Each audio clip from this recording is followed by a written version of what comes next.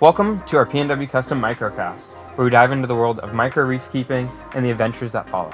Today, we have our friend Mike, who travels around the United States with his 40-ounce micro reef tank. Mike has customized his setup with battery bank to keep the tank fully operational from lighting to water flow, making it truly travel ready. Let's hear about Mike's experience, the unique challenges he's faced, and the responses he gets when people see a reef tank on the go. So, Mike, can you tell us a little bit about what inspired you to keep this reef tank and create a mobile setup? Yeah, totally. So I used to sort of farm coral in a local aquaculture facility. Had an apartment full of reef tanks.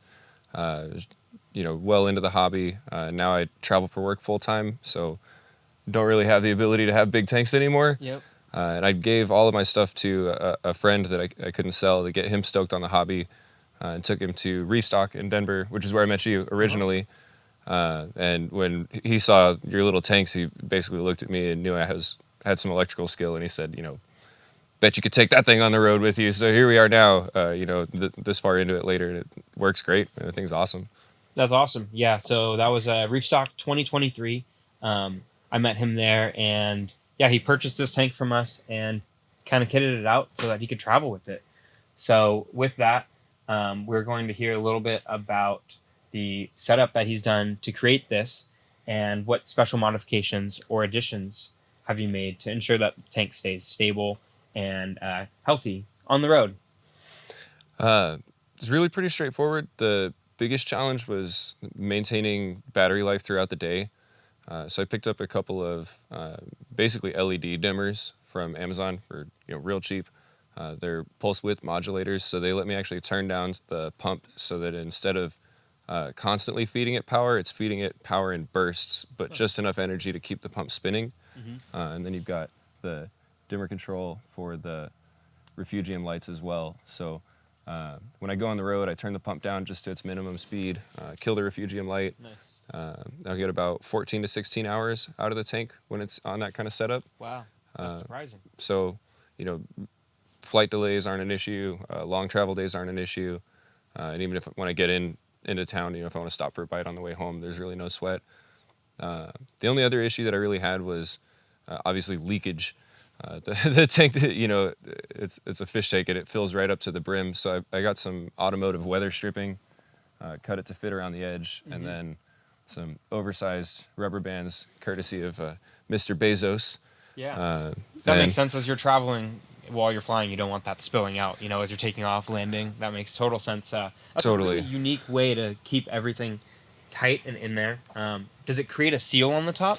Yeah, and sometimes if it's sloshing around enough, it'll push enough bubbles through that you'll actually end up with water even pressing up against the lid. Wow, But it doesn't leak out, and it's totally fine.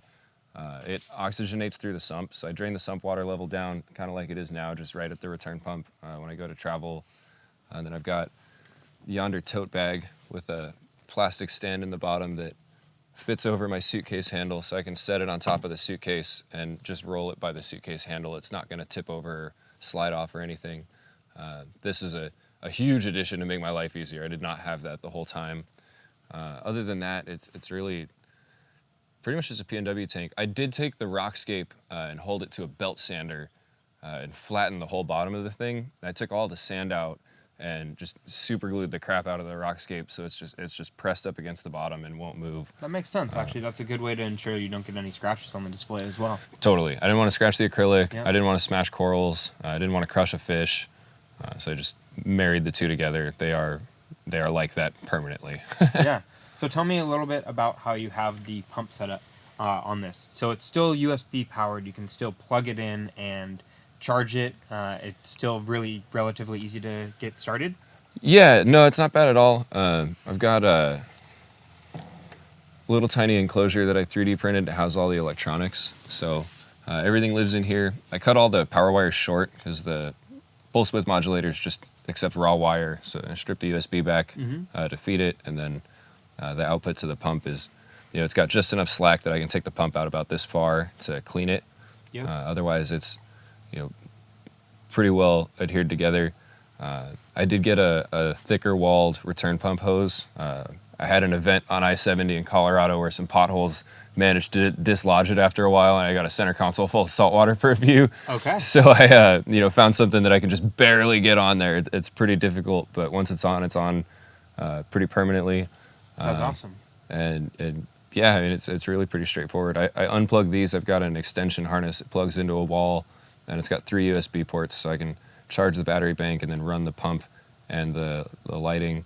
And I'm working on consolidating all of that into a unit with pass-through charging, so it'll just be one USB-C plug that plugs into the battery bank, and then it'll be good to go. That's awesome. Another thing that we didn't quite get into, he came over a little bit before this, and we actually custom made him a little lid for the bottom of his sump. This covers the entire display for the sump, and then it also leaves just a little bit of room for oxygenation for the cords, and gives it a much better seal, so that way he doesn't have to worry about keeping his water level as low as he's traveling. It's been a huge help already, just going around for the little bit. It's a better fit for travel purposes, and it'll help deal with TSA's occasional objections too. That's awesome. How do you adapt your travel plans, destinations to accommodate bringing a micro tank? Like, do you have to call in advance? Do you have to tell them, hey, I'm bringing in a full aquarium with me? Like, what's the deal with that? Honestly, I sort of operate on a forgiveness rather than permission policy. Uh-huh. People tend to love it. If I'm prepared to answer questions, if anybody has an issue, the 2 answers. So I took it to Oktoberfest in Leavenworth, and security was wary, and I just showed them a picture of it on an airplane and said, "Hey, TSA's okay with this, so it'd be cool if you guys were too." And Wow, they that's kind of thought crazy. about it and said, "Yeah, let's go for it." That's awesome. And as far as hotel pet fees and stuff like that, I just ask, hey, would I be allowed to have a thermos full of chicken noodle soup here? Yeah. Because if the answer is yes, then this is far less harmful if it spills, and it's far more consequential to me, so I'm very motivated not to spill it. Yes. I haven't paid a pet fee for anything yet. Rental cars, I just keep it in the driver's footwell when I'm driving, so I have declined a rental car or two and asked to change the car if the floor pan was crooked, and Okay. I couldn't rest it. That's the Yeah. only real accommodation I've had to make for it, actually. That's really cool. So it hasn't really made an impact on your travel life, hasn't made it so it's more difficult for you to go anywhere. It's just kind of a friend that you get to bring with you, and no one ever tells you, like, hey, you can't have your pet reef tank with you, right? Totally. There's one bar in Tacoma that turned me away. Okay. Other than that, I mean, we've probably been to just 200-ish restaurants since I Wow. got it going together. A bunch of bars, restaurants, events. They've been to the top of the Space Needle. They've been to, we got a picture in front of Rocky in Seattle or in Philly. They've done a lot, and nobody's ever had a problem with it. It's pretty accommodating. That's awesome. What are some of the reactions? What are some of the reactions that you've gotten to keeping a micro reef tank with you where you're traveling? Anything that's like really memorable or something that stuck out? Yeah. There are mixed bag of reactions. It depends on the city that I'm in. So if I'm in a city that kind of caters to weird, Portland, Seattle, Denver, people love it. They Yeah. can't get enough of it. I get questions all the time. I used to carry it in a black grocery bag, and people would, why is your bag glowing? You can kind of play with them a little bit, it's enchanted or whatever. Magical. Usually once people find out what's in there, they're pretty excited about it. Flight crews love it. Hotel staff love it. Bartenders love it, with 1 or 2 exceptions. In big cities that are less tolerant to weird, people just pretend it doesn't exist. Like Philadelphia, very few people acknowledged it. I can't think of any other real examples. St. Charles, Illinois, like small town, loved it. Awesome. People were into it. As soon as the city's too big and not that weird, though, people seem to just kind of pretend it doesn't exist. They just kind of operate like as if it wasn't even there. They're kind of like, oh, this guy's just got something weird going on, and let's just not bother him about it. Most people think it's fake. Like they think it's plastic coral, or maybe there's a beta fish in there, or whatever. Wow. Rarely do people only reef keepers understand the magnitude. Reef keepers will see it and say, "Oh, dude, is that a little saltwater tank? Oh, are those zoanthids, or what is that?" And they'll kind of pick it up. But otherwise, people just kind of assume it's all plastic. So you've actually met people who can tell you what the coral is that's in here and tell you that this is a reef tank. Yeah, and you would never know that you were meeting reef keepers. Like, I would never know I had common ground with a lot of these people that I meet in other towns until this thing's sitting on a bar top. And Really cool. they'll ask why you bring it around. It's like, man, I'm in a new city every week. I got to bring my own friends. My choices were no one, or apparently bring this and know everyone. Yep. So it's kind of cool. I get my fish friends and some new human friends. That's really cool. What are all of the different species you have? I know that you have at least, maybe 10 or 15 different species. Can you tell me a little bit about what's inside? Yeah, totally. So I think the current count right now is 27 different species growing in there. Bunch of different kinds of snails. I've got ceriths, astrias, bumblebees, and the smallest Necerius I've ever seen in my entire life. It's like the size of your pinky nail. We've got sexy shrimp. He's hanging out, somewhere in the back probably right now. Yeah, he's in the little back corner.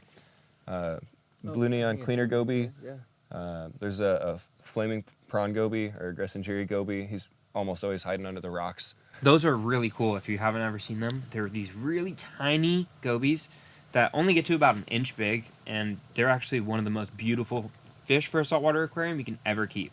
Yeah, the macro photography shines of the little gobies. You got to get up close to appreciate them. I've got a little red light on my watch. I'll catch them at night sometimes, or catch them in this little cave. That's great. Couple of plate corals, different little variants. A new one up in the front, or tell me about that? Yeah, it just came from the guys up the street at Seahorse Aquarium Supply. Oh, that's great. Love them to death. Awesome shop. Definitely stop by if you're ever in the Portland area. They run a top tier ship. Yeah, that's our local fish store here in Portland. We go to them all the time. We're always hanging out. So if you're ever in the Portland area, chances are you'll probably catch us there once in a while. They are awesome. I mean, it was a great recommendation, and they had tons of stuff. Super willing to help me out. Cool. Saw what I had going on, and just really leaned into it with me. Kenya tree is sort of the big centerpiece back there. That was a freebie. It was the first coral that ever went in the tank. The first time I took it into LFS, the guy basically got stoked on it and threw me that as a bonus with a couple of invertebrates. That's amazing. We got a blue leg hermit. He's wearing a little feather duster worm on his shell. I don't know if he's out right now. I don't think he is. He's kind of in the back corner, but he wears his little feather duster proud. He's kind of like a hula girl with his flower in his ear. Bunch of mushrooms. I got some sweet, I think they're like gonzos on the rock over there. Those beautiful mushrooms right at the top there, right? Yeah. It looks like they're taking over, to be honest. Yeah, I'm a little worried about it. I'm not going to lie. I'm a little worried. So we're going to see what happens there. And then just heaps and heaps of different zoanthids. The white zombies would be a highlight. There are a few different variants in there. Over there. Looks like you've got some rock stars. Some rastas. Yeah, you've got kind of a good variety going on in here. And mind you, this tank is as big as our hands, just about. Like, he literally grabs us and travels with this tank. Well, it's funny though, like Zoa gardens are super frustrating when you have a big tank because you're trying to get them to grow in and cover a rock, and it's like easy to be impatient and just buy 1 million more and spend $1,000 on Zoas. It's kind of been a non-issue here. Yeah, I'm almost hoping they grow slower so I can fit more varieties in there. That's cool. Green star polyps on the back wall.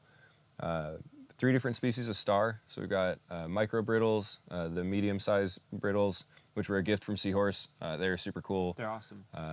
I love having the brittles in there when I feed the tank. It's like it's got a mini kraken. I can see one hanging out right here in this little overflow. Oh, yeah, he's going. He's in that little overflow, and I can guarantee you he has been eating this entire time he's been in there. Oh, yeah. I got the micro brittles down in the refugium, too. That's awesome. Asterina stars, frequently a pest. Here they're a staple. The Asterina stars and the pulsing xenia are the public showstoppers. People who don't know what they're looking at, that's their favorite stuff, is what's free. You don't need to spend a bunch of money to have fun coral in a little tiny reef tank. Green star polyp, Canyon tree, those ones super easy and they look beautiful. And you can't kill it. I mean, honestly, you can't. This tank's been as cold as 67 degrees and as hot as 83 internally, and everything's been totally fine. I pay attention to it. Obviously, I've got a little thermometer on the back, but there's no heater. There soon will be. I'm working that into the current plan, but current draw from one battery bank, that's tricky to work out. So I've just been mindful of it. It's been totally fine. I mean, you have the top completely sealed. You have the bottom nearly fully sealed. So you're getting heat from the light and from the pump. And the fuge light, too, actually kicks off a good bit. Light. So in reality, it's not like you're needing a heater for everyday use. Maybe if it's a little bit cooler climate, you might need it, but it seems like it's probably going to stay about 4 or 5 degrees warmer than the ambient room you're in. Yeah, that's about right. up the street, on our job site, it's pretty chilly. We don't have any climate control. I've got a heat gun running under a plastic folding table pointed up at it, and then I just put a plastic bin over the top of it, and it's fine. Nice. There we go. I actually have to prop the bin up a little bit with a roll of tape or something just to let it vent some. But been keeping an eye on it. So it is 73.8 here in our shop right now. It's 71 outside. It is about 50 degrees. So mind you that this tank lives traveling, and it actually, all these species of corals, all these different invertebrates, they're really hardy, and they're able to maintain that. Yeah, honestly, the one I'm most worried about is that prawn goby. That's kind of my thermometer, just because he's probably the most sensitive to the cortisol. But even then, it's, fish get cold, they get less active, but they're not, I'm not going to let them freeze. 67 was pretty uncomfortably cold, and, it was time to address it.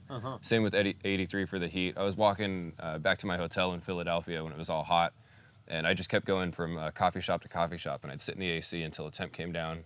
I'd get it down to 78 or so, and then try to walk home and just keep the swings as small as possible. Yeah, I mean, that's a good way to modulate it. It definitely, it's not meant to be in 100-degree weather for sure, but it's cool that you're able to travel with it and still, make your accommodations fit. Yeah, totally. I mean, it's been a total gem.